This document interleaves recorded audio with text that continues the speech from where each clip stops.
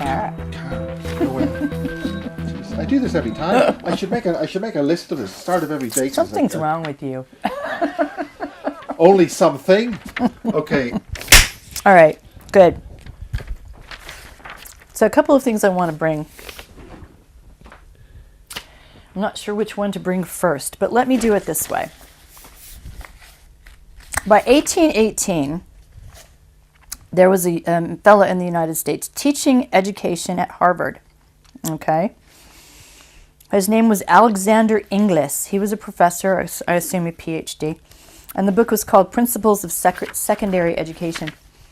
There are 6 basic functions of the school, according to this fellow. So I'll read you the function, and then I will embellish or explain.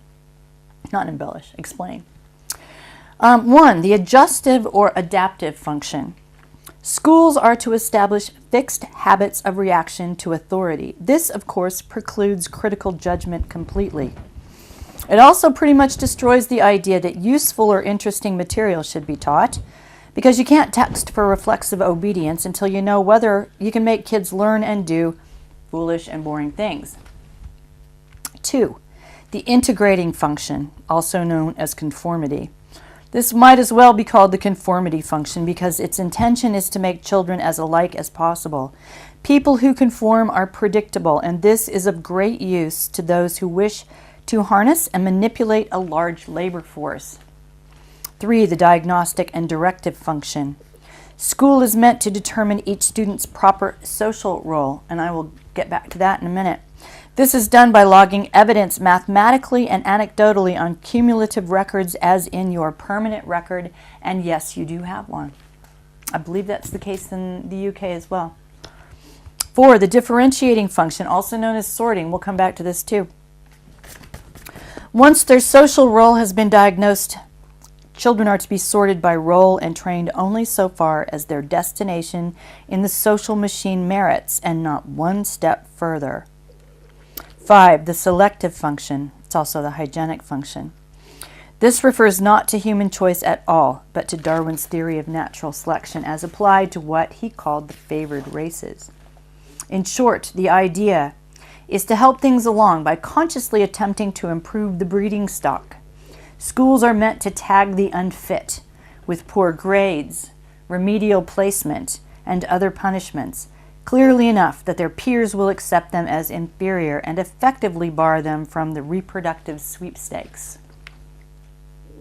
That's what all those little humiliations from first grade onward were intended to do. That hasn't been very successful because, I mean, if anything, the unwashed masses are reproducing much, much faster at a much higher rate than the so-called elitist. There are things that aren't very useful, and that may be part of what chemtrails are about, because we are being sterilized as well. Okay, so anyway, one more function, quickly. I think just briefly, they're now talking about women not being able to give birth properly. In the next generation of children won't be able to give birth. I think that's true. I think we're seeing that absolutely. 6, the propedeutic function. The societal system implied by these rules will require an elite group of caretakers. See, there's that 5%, 95% again. To that end, a small fraction of the kids will quietly be taught how to manage this continuing project, how to watch over and control a population deliberately dumbed down and declawed in order that government might proceed unchallenged and corporations might never want for obedient labor. 1818, professor of education at Harvard University, the 6 functions of school. That should horrify anybody. That's 200 years ago? Yeah. It's been in place about that long. And then remember, we were talking about the Board of Education and how Horace Mann sort of invented the very first one, to my knowledge. Well, the Rockefeller and Ford invented one too in Texas to figure out how to make use of what they saw as an amazing application of social engineering in the schools. And one of the things they were keeping an eye on was this Professor Thorndike, I think his name was, and he coined the phrase ed-psych. He was a psychological education specialist at the University of Texas. Rockefeller and his cohorts made this and Ford made this Board of Education, and they actually made themselves a little mission statement. Can I read it? Yeah. 1906, yeah? First paragraph. In our dreams, people yield themselves with perfect docility to our molding hands. The present education conventions of intellectual and character education fade from their minds, and unhampered by tradition, we work our own will upon a grateful and responsive folk. We shall not try to make these people or any of their children into philosophers or men of learning or men of science. We have not to raise up from them authors, educators, poets, men of letters. We shall not search for artists, painters, musicians, lawyers, doctors, preachers, politicians, statesmen, of which we have an ample supply. The task is simple. We shall organize children and teach them in a perfect way the things their fathers and mothers are doing in an imperfect way. That is, that was their mission statement. It's the technology we become, and I think that I came across this statement when I was reading just in the last few days about how we used China, post-revolutionary China, as a laboratory, that these are laboratories for exploring the technology of subjugation. So that would make the communist revolution in China part of the New World Order agenda. You better believe it. Every revolution. I'm not sure about the American Revolution. That there's lots of debate going on about that because, of course, there were so many Masons involved at the very beginning, and we're not really sure who was. Yeah, well, the three behind revolutions happened. It was the French Revolution, the so-called Irish Revolution, the 1690 rebellion, Orange Rebellion. See, we don't know about that in the States. And this all connects We're so not in allowed terms to know. of a matrix control, because the late Andrew Power, which I keep referring to, made a study of the 1690 battle. And it wasn't a battle, it was a ritual to program the Irish into a bipolar conflict situation. Does Mark Passio talk about that? Do you know who I mean? I don't know. Okay. The only other person who Michael Tessarian. Yes, Tessarian. He borrowed from Andrew Power's book. Yeah. That basic concept. Yeah, that wasn't really a battle. It was a wasn't ritual. a battle. It was a ritual between a prince and a king. Yeah. And the Battle of the Boyne symbolizing the crossing the universe or the galaxy. Yeah. So you have a predator which crosses the universe to come here, and of course the battle of where the Boyne Valley is where New Grange and these ancient monuments and and also the Holy Grail. There's been Israeli scientists working there to try and find and dig things up and all sorts of things. What is that? Isn't that just Sophia? Isn't that this planet, the Holy Grail? Ultimately. Now, I haven't heard the term Sophia before. I've heard of Gaia, but you need John explain Lamb that. Lash. John Lamb Lash is his name. He's done a lot of work on that. I can never remember the entire title of his book, but it starts not in his name. So John Lamb Lash, not in his name, and then the rest of the title. But it's a fabulous book, and he talks about the true mission of the entity that is Sophia, and we're on how our mission on this planet, which I can't ever get away from. I can't stress. That's Mother Nature. That too, yeah. Which is why the all these predator names is for it. attacking all the energetic lines and energies of Mother Nature to destroy. Yeah, speaking of attacks on the sacred feminine, which is something that, that's something that the Tavistock took in hand by primarily by getting mothers out of homes and out into the workforce, and convincing them that raising their children was the most denigrating thing that they could possibly do. I read an interesting factoid about Prussia, or came across an interesting factoid, and that was that this was a country, a synthetic state, if you will, who around before 1800, by 1776, because I guess that's an important date, by 1776 required all the women in the country of Prussia to register the onset of their monthly menses with the police.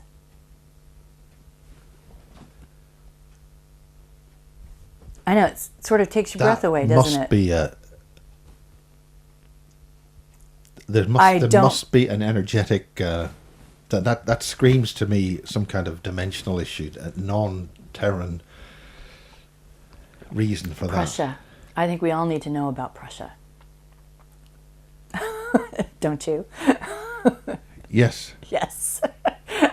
But speeding on to the 20th century, Yes, and let's do then this is where the so-called dimensional gates, the great Maria Ortiz and the channeling and all this stuff. This is your purview, not mine. Yeah. At least But not it's the consciously same right region. now. Yeah. The synthetic beings that are being created here, not too far away from here, Germany everything leads back to Germany, and Yeah, certain houses and grand places in Prussia. Yeah, we have to get straight on that, I think. Prussia, East Germany. That's where my father went before the war. Yeah. It's amazing. My father went to many places, and everywhere he went, there was a revolution afterwards. Interesting. A war, or Oh, we need to But get anyway, to know Miles. I used to think. slag him off. Everywhere you been? Well, A few I years think- later, there was a bloody war. I think we need to straighten this out. We need to get straight on Germany, because that was always a question for me as well. My forebears are lots of different things, but my forebears have been in the United States on one side since 1700. Okay, but a large part of my background is German. My physical background this time around is German, and so it has been a question for me all of the time for as long as I've been cognizant. Why is it always Germany? Why? You can go to the Tavistock Institute and realize that that those wars were manufactured, and civilization or populations were turned on each other that had absolutely no quarrel with each other, and that they were all engineered. They were blood sacrifices. They were ways to make demonic sums of money. It's a package. It's a recipe that's been enacted on us over and over and over. The British royal family, German. The British royal family, are German, yes. In terms of who are we really talking about, though, I think it's really important. Are we talking about the synthetic entity that is Prussia, which was the Teutonic Knights, who gathered up 171 fractured German principalities and made them a thing? What are we talking about? Because we were talking about the folk souls as well, remember? Yeah. This is important. The folk souls are something that, for example, one of the best 20th century illustrations of the folk soul and how indelible it is and indefeatable it is the EU. All right? I was horrified. I had a thought there that one of the crucial things about the Germanic tribes was that they weren't Romanized. The Roman Empire. No, they were not. So that's very important. And I think there must be. They weren't Romanized. Be some Romanized. and then also the Vikings and how they fought back. But they were captured, yes. They weren't Romanized, but they were captured by these Teutonic Knights, whoever they in the end turn out to be. They were Templars. They were commissioned by the original Templars in Israel. I think they were Germanic. But we always have to be careful what it is that we're talking about exactly. These lump sums, these redefinitions of language, to confuse us. Very, very much so. Yeah, let's not talk. Let's make sure that we're very clear about what we're talking about. I have people. I have people who I trust very much esoterically, who've told me there is a ninth beatitude, and that it has to do with Germany. Now explain that again. That's as far as I can go. I have somebody, as a matter of fact, my partner in this book, Harold Kautzvella, knows about this. One of these days we're going to get him over here so you can interview him, because he's fascinating, terrific. He's a physicist, he's a German Israeli, and he's a physicist, a geologist, and deeply, deeply esoteric. And he's written the second half of this book, which is an expansion on his talk at the Open Mind Conference in Oslo in 2012. And he talks about the effects, and it's very readable. You shouldn't be put off by the chemistry in the book, but he talks about the effects of what's coming down in the sky on farmers in Norway wanted things evaluated. And so he had to look at these things in a very clean way, in a way that's not open to being torn apart scientifically. And so that's valuable because there are people. Yes. Yeah. You've Anyway, got, he's the one. Hard data that you can Hard actually, data. But he's also the one who talks about John Dee's connection to chemtrailing and the demonic connection to John chemtrailing. Dee? Yeah. Shakespeare. Yeah, we got to get Harold in on this conversation, yeah? This is why Simon I can't smiled speak the other. for him. Yeah. I can't speak for him, but I can say that he's the one who handles the truly demonic aspects of chemtrailing and Morgellons disease, and he's also the one who knows, between the two of us, he knows more about certainly sentient oil. The only one who seems to know more or seemed to have more facts at his disposal was Griffin, in my opinion, but Harold knows a lot about it firsthand. He's done a lot of research with this, and he has antidotes to the effects of the sentient oil that he uses. Now that's important because It the is sentient important, oil's yes. some issues that it's here to reset life, to remove this anomalous predatory error. Yeah. Yeah, he has been with people in Germany who have managed to bring together ways to defeat the effects of Morgellons, and he also has managed to be part of an effort to neutralize the effects of sentient oil successfully. He will say successfully. Now, I cannot speak for him.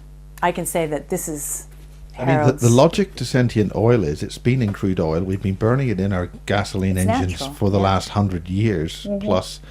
Therefore, it must have particulates must be in the air, and so everything on the planet must have breathed it in by now. It Well, he must says be, there's two must kinds be part as of, well. Yeah. And you've said this before too, have you not? There are two kinds. It's like sacred water and the other kind. Yeah, that Marie Whitley would Yeah. with sacred water being deep. There's a deep sentient oil, and then there's a sentient oil that's more of an AI, yeah? Or is it the other way around? I suggest that there's not enough known about it to get a definitive answer as to whether we're talking about one thing or maybe different versions of it or different aspects of it. Von Neumann referred to grey goo and referred that as sentient. I will say, as an artificial intelligence. I will make nanotech. sure that you have access to Harold. He's the one. He translated The Sun Thief for me. Number one, that's how I met him. And then he and I decided to do this book together after we spoke on a panel together. But when I first met him and he started to translate The Sun Thief, he told me that there was actually a 9th beatitude that was very specific about Germany's. See, I'm going to get on 18 lists by saying this, but Germany has a destiny. Right, here we go. And that beatitude has been eliminated from Bibles. Now, I can't tell you any more than that. He could give you all the details, I suppose, of how he knows that. I mean, this is the Aryan. I know. The thing about the I just Aryan, made all the lists. No, but didn't I? the Aryan thing goes back to Ireland. That the Aryans were that's where the Irish comes from. Irish comes from. Right. This is Passio. It's those who had the high knowledge from the last catastrophe. Those who survived, and that's another reason why anybody who had the high knowledge had to be taken out by whatever this predator is. Yes, but these are the kinds of things that you have to entertain if you want to. And we really do also have to think, not react, please, but think, and not just with our heads either, with our heart minds. Why Germany? Why that bit of the world every time right now? There has to be a reason. And I don't buy that it's because they're all psychotic, that's what the Tavistock and the Frankfurt School have. Well, it's really the Tavistock. Tavistock's the war machine, but that is the recipe they've given us, that we're forced down our throats, that we're forced to believe. Well, exactly. I mean, what you just referred to there is exactly. Again, I keep going back to Ireland. That's why the Irish, the high knowledge people who had the ancient knowledge, either it's in their DNA or what it is, they had to be diverted and put into a conflict situation, so they would never think. Exactly. This is about a destiny denied, and so is Ireland. You're saying the same thing. This is about a destiny denied, and frankly, that is an esoteric crime of the highest order, in my opinion. All right? It's one thing to physically end a life. That's a crime, and it's an esoteric crime, absolutely. But I think, too, it's, in esoteric circles, it is considered to be an even higher crime to stop someone in their tracks, keep them here on the planet. Caspar Hauser was a really good example of this, and just not let them fulfill their destiny. That can happen with countries as well, and I think that's definitely happened with Ireland, with the Hibernian, destiny. I would call it the Hibernian destiny. Yes, the term Ireland's too emotive, and it's actually a later term. It wasn't called Ireland until much later. Because you go back to things like the Hibernian mystery schools. This is a big thing. This is a real, solid earth blood gesture.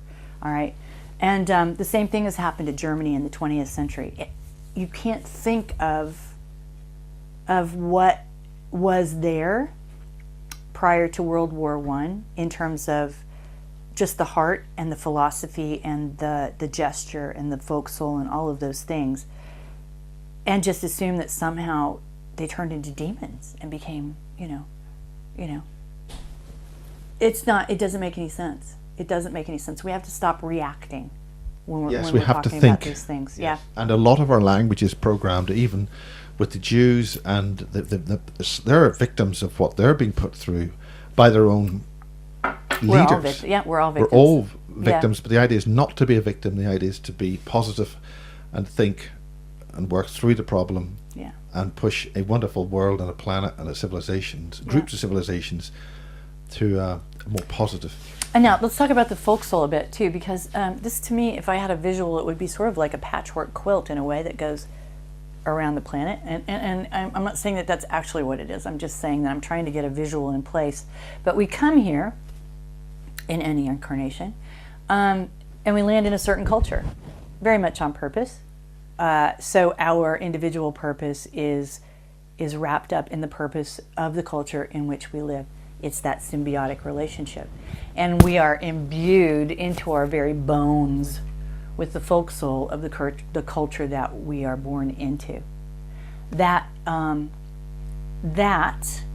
is a template, if you will. I don't like the word template. I'd like to study at some point the connection between the word template and Templar.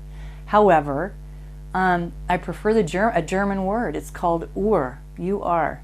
And for me, Ur is the very basic, original prototype of anything. The Ur soul of a country can be described in words, I suppose, as its folk soul.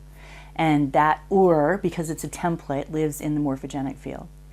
And so that is why it's very difficult to get to. But garbage in, garbage out. You can try. I think they're trying. But by accessing our thoughts, our inner consciousness, before we bring them to this domain, we can then access and change this domain, or whatever is accessing deep within the soul of our thoughts. We can, and we should, and it's that easy.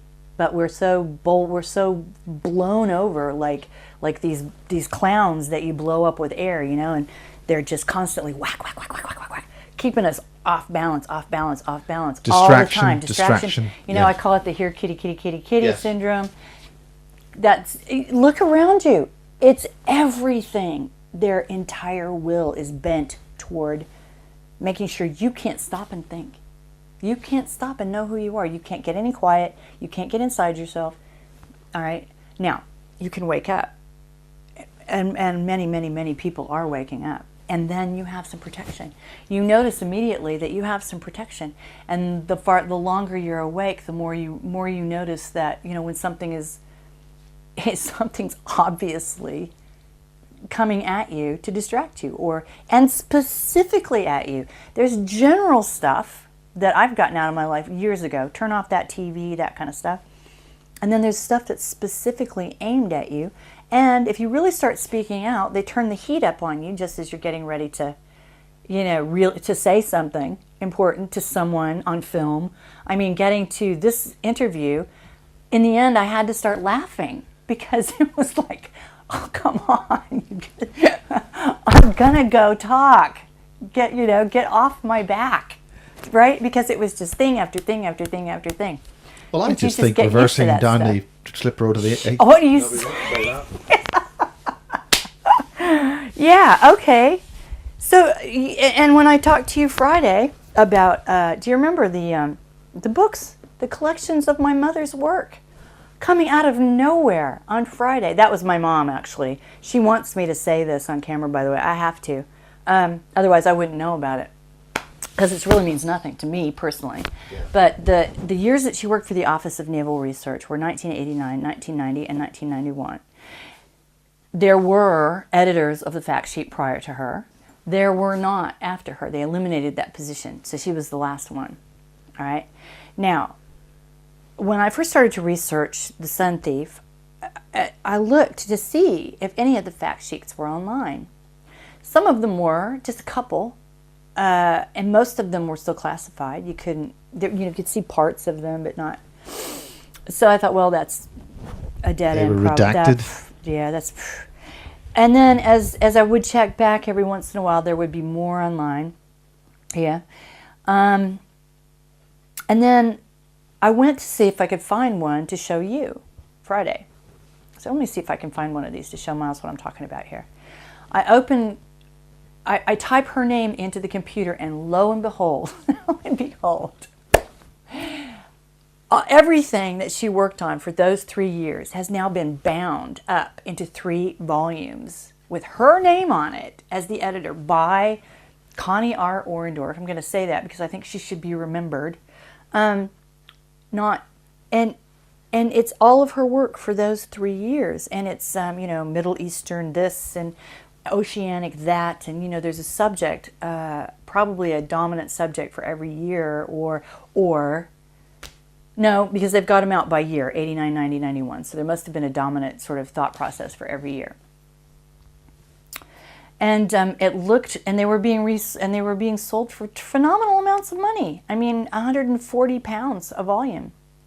So no one's going to be able to buy them and see what's in there, even if there's anything in there that's still worth looking at. Do you know what I mean? Yeah. Because they don't release this stuff unless they feel that it's useless to the general public. But if you could buy it, it's an astronomical amount of money that they're charging. So is that because it's hand bound? I don't know why it is. I really don't know why it is. But it's the Office of Naval Research who owns her work. If she had published during her lifetime, she'd be in jail. If she had collected up all that stuff and put, maybe that's why she had the issue. I don't think so. But I mean, my mother was very careful not to cross any lines and break any rules. She would have, of course. I don't pretend to know everything about her. Believe me, I don't. But it would stun me if she had broken any rules. That really would. And that was, I think, primarily because of her. The only thing she had that could be used against her was me and my little brother. And she loved us very much. So I doubt if she would have crossed anybody and put us in harm's way. So, but I think what's going on here is a technique that the Tavistock Institute uses. Simon Parks talked about this. He said the spell doesn't work unless they tell you what they're gonna do to you. I've always had this theory that you can't lie unless you park the truth someplace. The lie, you can spread the lie, but it's not going to work unless you park the truth somewhere. There has to be that, there has to be that balance. So there's that. Do you want to talk very briefly about Simon Parks? Well, He's an interesting fellow, that's for sure. I have had some conversations with him, but just in passing, and so I don't know him very well. I was kind of hoping that we would be on the same panel together at some point, and I still hope that will turn out. I know that Well, you were going to be in the same panel, but we were going to be in the same panel, but then he seems to know some things up that he doesn't want to talk about, and he and I are not friends, so I don't know about it. What do you want to talk about? You want to Parks? talk about that? What have you referred about that in the last half Well, hour? I can only say, Something news happened. yeah, something new's going on. He's uncontactable for the most part, according to most people right now. Although I did just see an interview with him that was done by my friend Joe Conrad, in Whidbey, I suppose. Where can people see that? Oh, you can see it on my magazine, Vortex. Posted it there, but Joe Conrad has it in English on his channel, which is German. Bewusst, BEWUSST TV. Is it dash TV? Something like that. Type in Joe Conrad and... It'll be .tv. Yeah. Joe Conrad, which is J-O, and Simon Parks, and it should come up. You should be able to grab it off the internet. But anyway, he did say that there were what he said was, and I hope he's okay with me saying this, but there were other entities at work right now, non-manted entities, and something was going on, particularly in Canada, that had attracted the attention of NASA and the CIA. End of communication. I don't know what it means, but that's... Well, Canada's a big message. place. Canada's a big place. I don't know. I hope everything's okay. That's all I can say. But yeah, I hadn't been able to get in touch with him, and then that's the message I got. Okay, well, that was interesting about Simon. Okay, I just thought I'd just push that in there. So what were we talking about, though? Oh, folk souls, yeah? folk souls. Yeah, okay, so one of the reasons that How do you spell that? Folk. FOLK SOULS, Oh, right. folk souls. One of the reasons that they're pounding the United States as hard as they are is because we are 50 sovereign nations, and sovereignty, individualism, is the folk soul of the United States. Now, who is they? They, the predator. I just have to say the predator. Yeah, I think it's got to better. be- I yeah. think we've got to be aware that there is this predator. Yeah, they is a stupid thing to say, there's no question, because it's always begs the question, who is they? Yeah, but the predator, and that's what I call it, the predator. I guess it remains to be seen who the predator actually is still. We probably all have our ideas. Well, one of my interviewees, a guy called Chris Thomas, who's has this term called the Velon, a different energetic species from a universe far, far away, and they came across here, and this is very similar to where they would be able to inhabit. So essentially, they're de-inhabiting us. Yeah, interesting.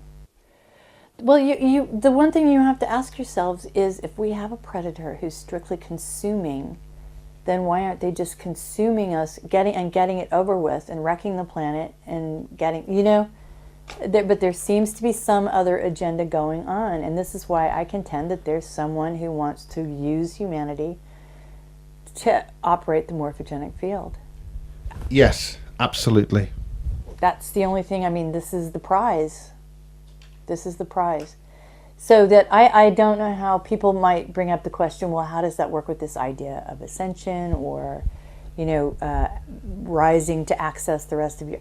How does it work with that? I don't know. As Max Spears was referring to, if you can see them, they're not the people in charge. There you go. Yes, I did think that was a brilliant thing to say. I did see that interview, and it was brilliant. That would has a lot of implications. Yeah, exactly. So that is why they need us on this side of the divide to operate the pulls and pulleys and levers. I am actually tending to think it's intradimensional, interdimensional, intradimensional. I think there's probably a slight difference between those two things. Intradimensional is, in my opinion, those entities who have some ancient connection with the earth. Anyway, I would say interdimensional, I have no doubt that there are other entities that can come from God knows how far away, really, if you were looking at miles and inches and material space, but interdimensionally can travel. Yeah. but they're not connected to the earth. Well, there's two terms, off-world and off-planet. And one's meant to be a physical domain close by, and the other is dimensionally. Yeah. So so these are the little bits, of the walls of our prison. Yeah, these are the little bits that we have to start taking down. And as I've gone through all of this, getting to this is the result of my mother's, in my opinion, sacrifice. When my mother was mown down in that crosswalk, okay, that's the yield, and I think it's tremendous. I will forever be in her debt for that. I have seen, Miles, and this is a non sequitur to a certain extent, but if you think when you think that you can't influence what's going on in the world, somebody showed me a video not too long ago. There are these demonstrations going on in Germany on Mondays called the Monday meetings. Have you seen these? No. Well, they're going on all over Germany. Every Monday, people are getting together to do almost like a Hyde Park corner kind of, yeah, and theoretically speak their mind in a free way. And somebody sent me a video of this fellow up in this place called Rostock, which is in northern Germany, and it's a shipping town. And it was getting dark. It was winter. Rain was starting to come down. He was standing under an umbrella, and he was talking to who knows how many people, 10, 50, who knows, right? Because you could only see him. He was being filmed. And this particular book has been translated into German because the Germans are crazy about this information. They're actually getting this information. This one is being translated. I'm having a harder time getting this finished. I think there's a bit of a spell being cast. No, but you got the first one through, you won't be allowed to get the second one through. Yeah, see, so this one, though, this fellow is standing under this umbrella. It's getting dark. So he opens the book. He says, you have to hear this. And he starts to read. Talk about a weepy moment for me. I thought, yeah, there you go, Mom. There you are. You know? So it's a kind of a non sequitur, but it's one of those things where I bring that up because people think that people don't understand this ripple effect of what they're doing and how that goes out. It may seem like nothing, but I had a professor who used to say to me, look, a single drop of water in the ocean may seem like nothing, but if it's a bit warmer than the ocean, it will change the whole ocean, even if it's to an infinitesimal degree. Well, the butterfly effect, as they said in the 60s. Yeah, Was yeah. it in the 60s or 70s? Yeah, that's chaos theory, yeah. So schools, I have decided, turning off my TV and then jumping on this idea of getting our children out of school prison. Well, that's what a lot of kids are doing. They're getting rid of the TV, but they're also getting into the video game. Yeah, you have to give them something to do instead. That's the thing. They have no point of reference at this point. Even though, and there are a couple of things I can say about this, because like I said, I do teach. I have a master's in Steiner education, and I practice that. So a couple of things that I can say about that. First of all, you had Mary Rodwell at last year's conference, and she talked about learning disabilities being protections for the children who are coming in, and I believe that's absolutely the case. If you think about it, we can't get the schools to stop punishing the children can protect themselves in some way. Well, there's a common purpose issue about how to make sure common they're kept. purpose and common core in the United States, it's the most abusive thing that's ever been done to children. But Mary Rodwell's right. They're coming in with physiological configurations in an attempt to protect themselves from what's being done to them. That's number one. We have to embrace that. Number two, they are coming in right now to change things. It is their mission. It is their destiny. I used to say, and I've said this before, I try to be very careful about how I talk about these things with my own children. I think it was right after Fukushima that I brought it up with my oldest son, because I thought, well, this is Fukushima. We really have to I have to say something about this, but what the hell do I say? So I brought the subject up with him, and his instant reaction was, oh, okay, well, that's it, Mom. We're cooked. It's over. What's the point? Which was a bit too far I didn't really want him to go to that place. I wanted him to say, "Oh well, what are we going to do?" You know. But The Chernobyl situation is fantastic. that was the radiation is all life which is non-human Yeah. is flourishing there. Right. So, but they don't know that because they're in school, and then they are not allowed to know any of this. And so I thought, well, maybe I shouldn't be that blunt with the children about some of these things. And then I realized that, these children are affected physically, mentally, emotionally. This is their world. Not only, and not looking at them as victims of the world that they've incarnated in. They're not. They came here to deal with this. This is their battle. They also have a lot of pre-knowledge. Yes, this is their battle. We have to support them in this battle and not be afraid. They know. Of course they know. They know all of this. So we just have to get that they're here at as we've read before, at the turning point, at the turning of the tide, to turn the tide. Yes. All right? Which is another reason that the predator has tripled, quadrupled, exponentially rolled out its efforts to beat children down. Because they know, he knows, the predator knows, that the children who are coming in now mean business. They're not That is why us, kidding. Our generation right now, must enable that path for them as much as possible. Yes, exactly. I mean, I was asked by a small little girl, she must have only been about 4, maybe 5 years old. Her father said, she has a question to ask you, and the question was, she was very, very shy, and she asked, where do we come from?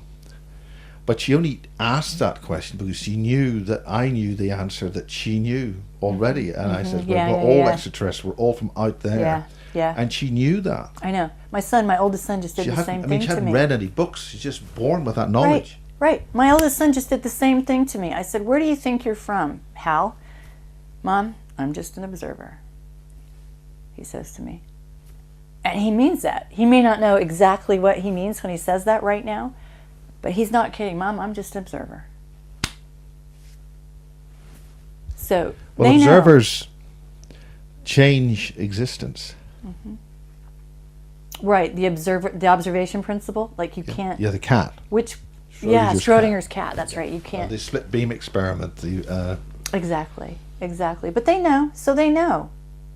So we have to stop. But that's exactly where the concept of perception and cognition, the predator is attacking. Yeah, exactly. In my opinion. Exactly. So this all the sexual predation that's going on right now to fracture the children's minds, that increases exponentially, which we've all known for a very long time. 1 turns into 100 because that's the nature of, not always, by the way, but it's generally the nature of how that works. The scale of the programming and the scale of adult population matrix programming is just incredibly increasing. And this sexual predation goes along with the Frankfurt School.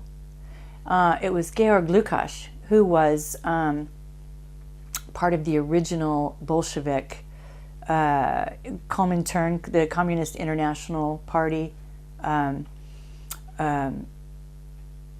with Lenin, and had it as his job, his task, to participate in the communist Bolshevik overthrow of Hungary, which was a failed attempt, as was the entire Bolshevik revolution. But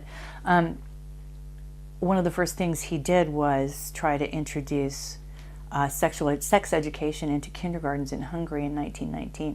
See, 1919 comes up a lot as a very important date.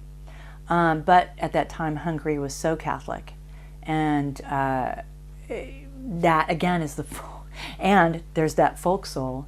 And when you're predating the children, see, this is where I think they always run into trouble, because in the end, we always love our children more than we fear our enemy.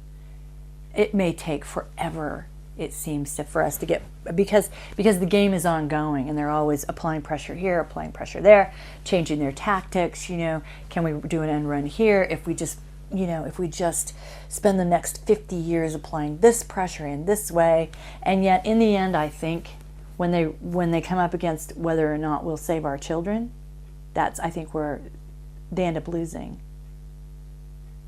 But right now, the predation of children is thankfully in the news. Now, it's in the news for a couple reasons. One of which is to desensitize us. Well, there's that, and there's also, I think, one particular agency or broadcaster is trying to get itself off the hook with regard to that. Yeah. Which one was this? Oh, the BBC. Can you say the BBC? Yeah. I mean, you cannot. By throwing the blame around, you mean? Yeah. The scale of how their key broadcasters and key people they had on screen positively vetted over 40 to 50 years, and the scale of how that has had. If they didn't know that was going on, they must be deeply involved. Right. Of course, they're deeply involved. But this is kind of that double-edged sword. It's one of the psyops they run on us, on us all the time. They did it with desensitization to violence with children. They're doing this now so much that even though we absolutely should know about it and be absolutely horrified by the numbers and what's going on, we're also becoming desensitized to it. So you have to understand that if you're talking about this constantly looking at it. I recognize that you're actually bringing into being. Yes, be very careful. A very double-edged sword, that's I agree. It is. You have to know about it. We have to be willing to stop it. We have to be willing to look at it. But if you're drowning in it, be careful something else isn't going on. Exactly. Yeah. So that's an important point that you raise about the BBC trying to, throwing all of that out there, trying to deflect blame. I mean, I think when the BBC have children in need charity raising, they must be trying to balance their karma on one level. Yeah. But that's that's enough attention given to that. Okay. Okay. Finally. What else? What's your actual feeling about what's happening with the information you've gained recently? Specify. What do you mean? The other predator. Where do you mean by this predator? Where do you feel that is? And I identified the predator. So a lot of people don't even recognize we have one, but you do. I think it's intra. What led you to find that out? What led me to believe that we had? Well, it had to be a predator.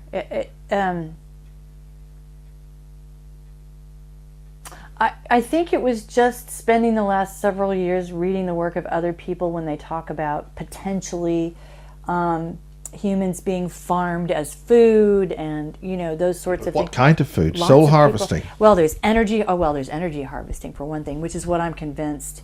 If you look around, you see football stadiums filled with people. Yes. That's just a giant energy harvester, guys. Absolutely. That's all that is. Yeah, absolutely. And the same with rock concerts. Same with rock concerts. This is why it came.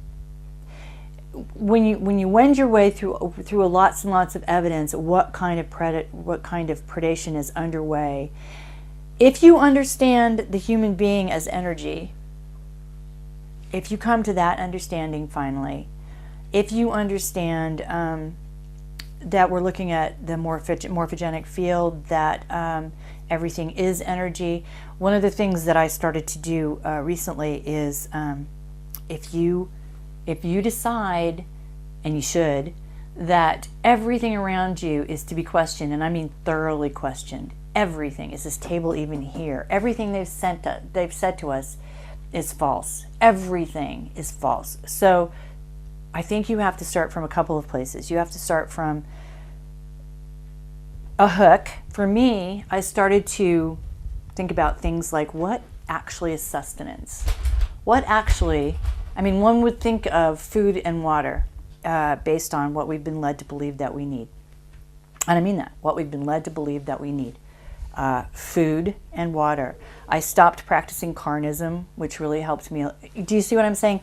This idea of not wanting to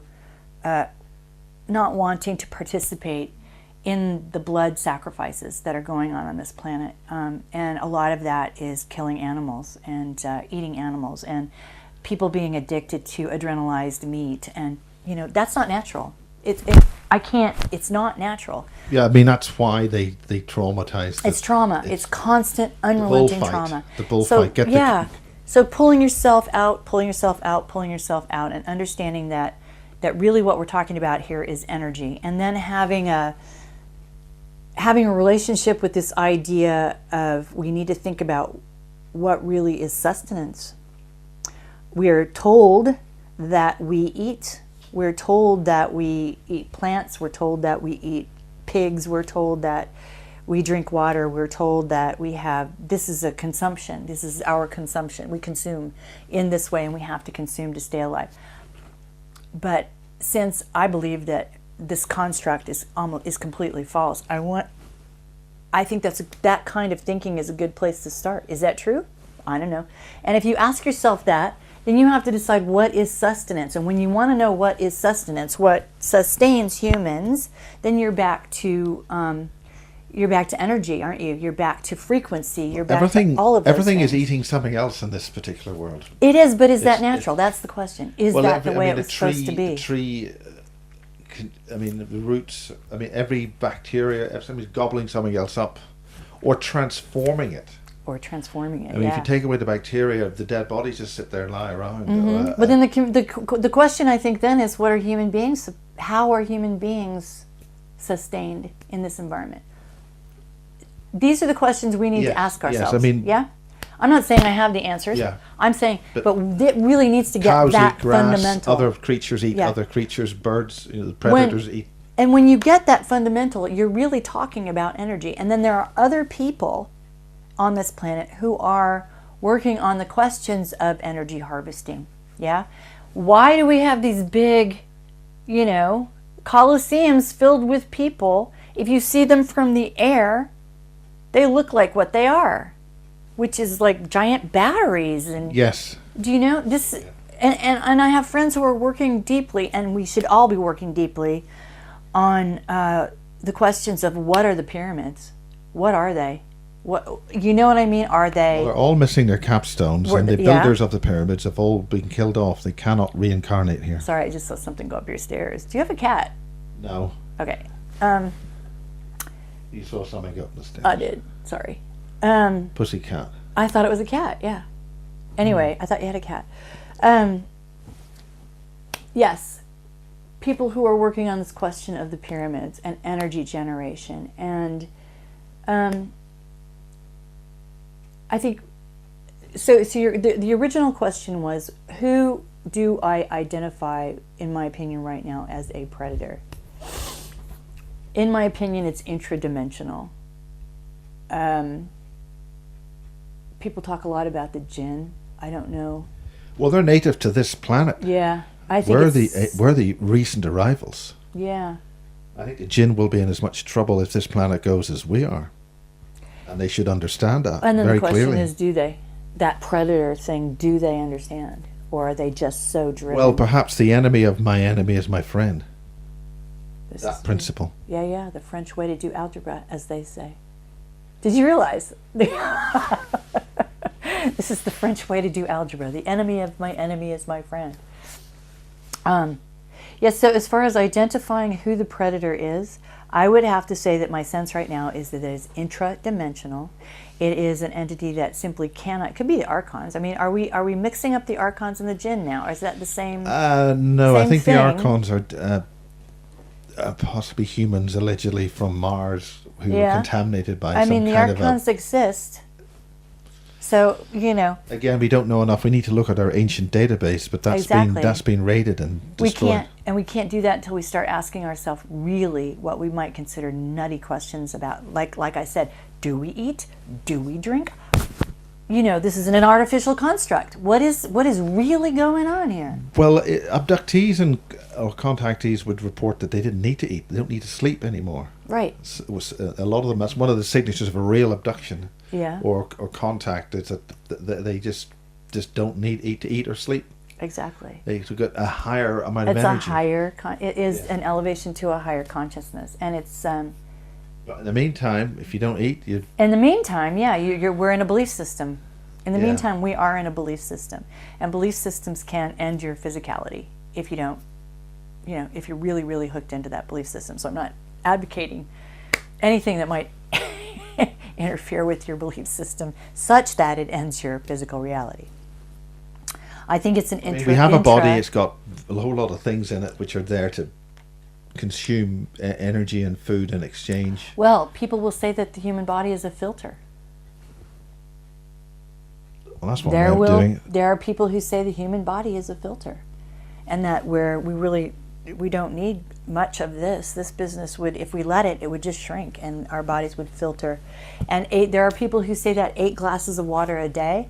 We produce 8 glasses of saliva every day. So, do you know? I mean, there are other ways to think about all of these things. Thinking about them in different ways is useful.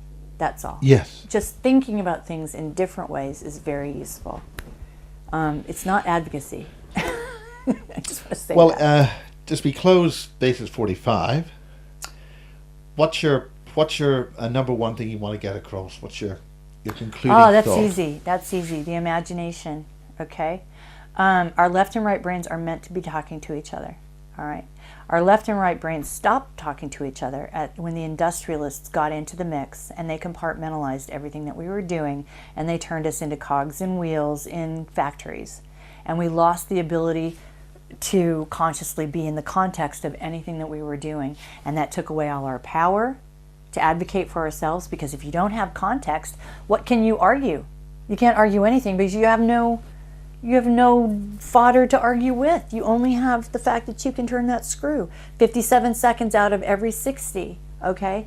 Remember that. And that 57 seconds out of every 60 is what started to sever the connection between the right and the left brain. And then the masculine and the feminine. Indeed, I mean, the feminine was so heavily wiped out, and so is by the masculine. some kind of predator 2,000 years ago or more. Right. Well, you know, this is the Venus return. This is their back. This is Isis, Venus, Sophia.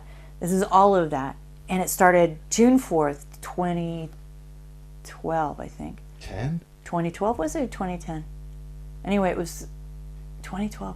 The return, Isis, the return of Venus. The Venus return on June 4th, 2012 was very important. It started this feminine, sacred feminine empowering again.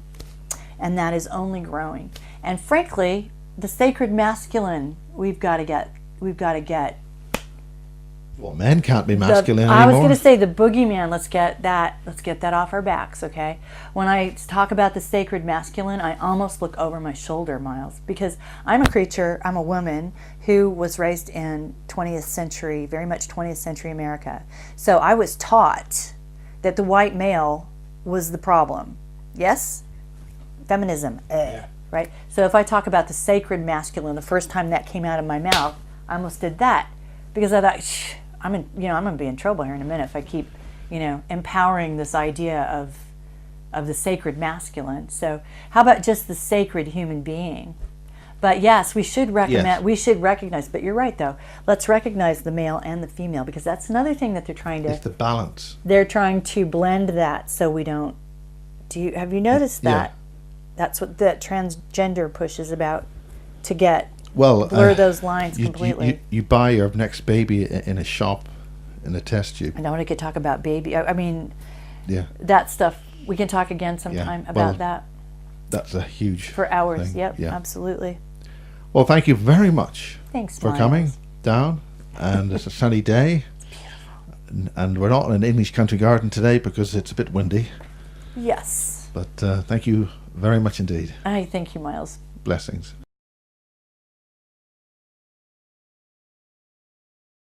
If people want to get hold of you, Cara. Well, there are a couple of ways. First of all, if you would like me to interview or speak, contact me at whitelionpress@yahoo.com. And also, I have a magazine online. It's called, you can get there by going to www.vortexcourage.me.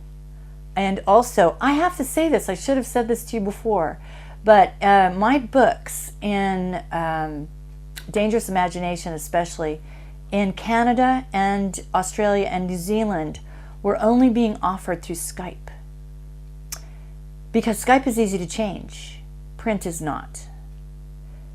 So, I don't know why Amazon was doing that. I don't care. I took them out of Skype, and I set up a Shopify channel, which I would be happy to send you the list for that as well. Shopify, what is it? You can email it. Yeah, Indie, INDIE dash kitchen. Is it at myshopify.com or dot?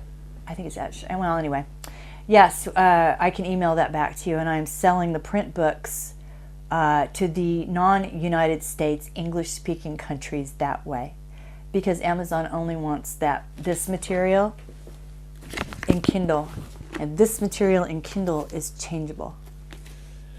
That's Kindle and not Skype. So you said Yeah, Skype. yeah, I'm sorry. Yeah, Kindle. Yeah. Well, that's the whole point of Kindle. But then we're out of time. Yep. Blessings and thank you. Yes, thank you. Fantastic. Yeah, I hope you like it.